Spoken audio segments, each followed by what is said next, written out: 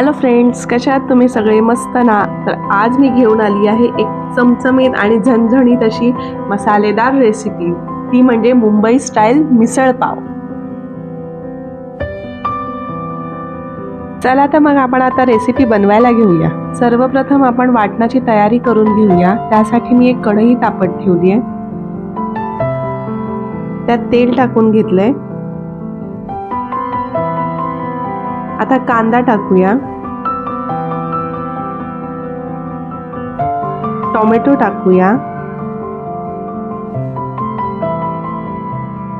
आलं लसूण टाकूया,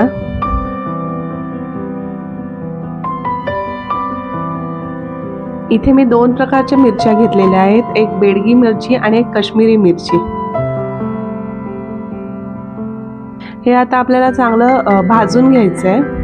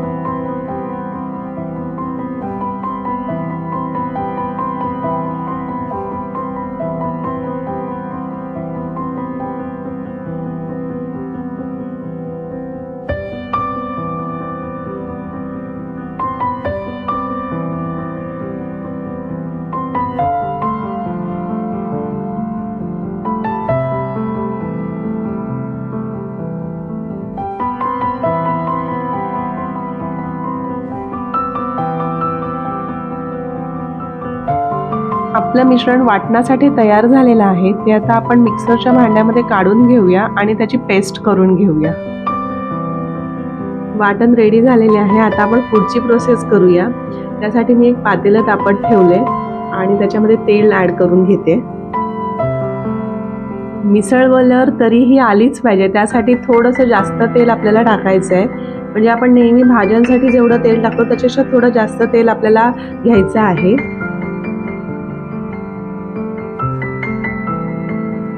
आपलं तेल चांगलं तापलेलं आहे, त्याच्यामध्ये कढीपत्ता टाकूया,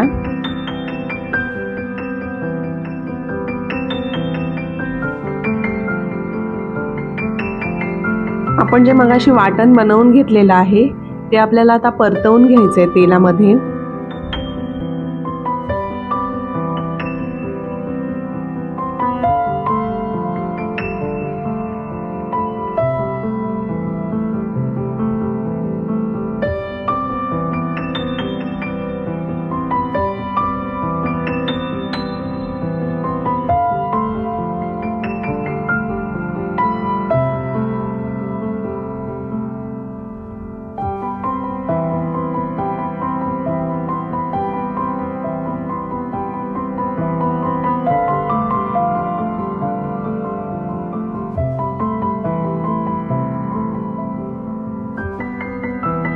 हे चांगलं परतवून झाल्यानंतर त्यामध्ये थोडी हळद हिंग,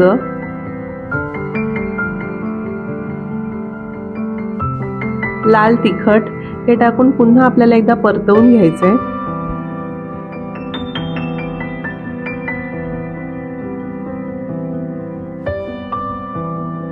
आता आपण थोडा मिसळ मसाला टाकून घेऊया.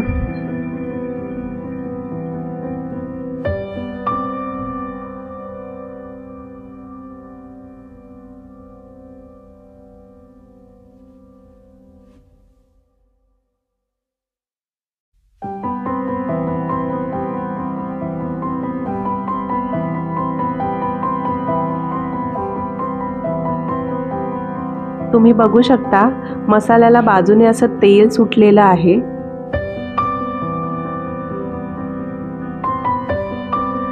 आता चवीनुसार मीठ टाकून घेऊया.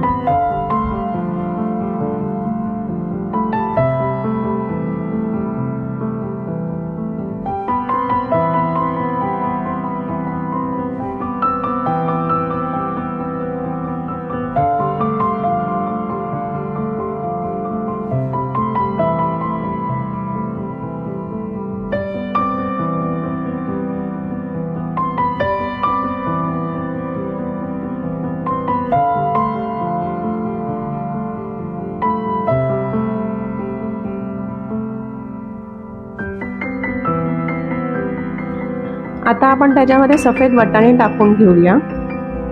हे वाटाणे मी रात्रभर भिजत ठेवलेले आणि सकाळी मी कुकरच्या 4-5 शिट्ट्या घेतलेल्या आहेत आणि शिजवून घेतलेले आहेत हे वाटाणे. मी इथे पाव किलोला थोडे कमी सफेद वाटाणे घेतलेले आहेत आणि ही मिसळ 4 ते 5 लोकांसाठी सफिशियंट आहे.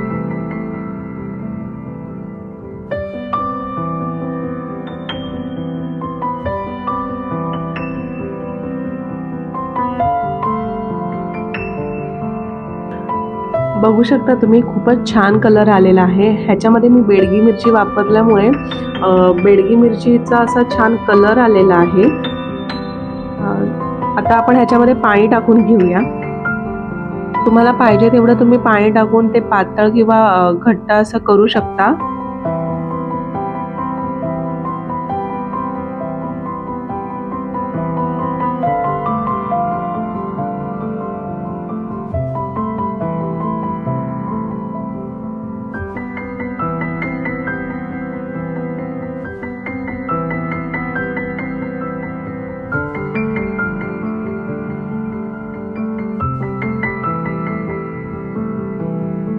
आता आपल्याला ह्याच्यावर झाकण ठेवून चांगला उकळ येऊन द्यायचंय. आता आपण झाकण काढून बघूया. चांगला उकळ आलेला आहे आणि तुम्ही बघू शकता बाजूने तरीही आलेली आहे.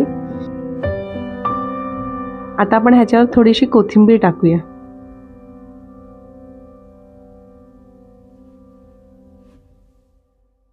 अशा प्रकारे आपली मिसळ खाण्यासाठी तयार आहे.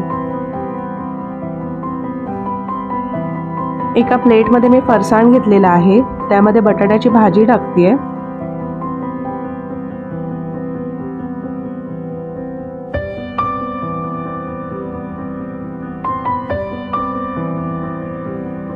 त्यानंतर आपण बनवलेली मिसळ त्याच्यामध्ये टाकून घेऊया.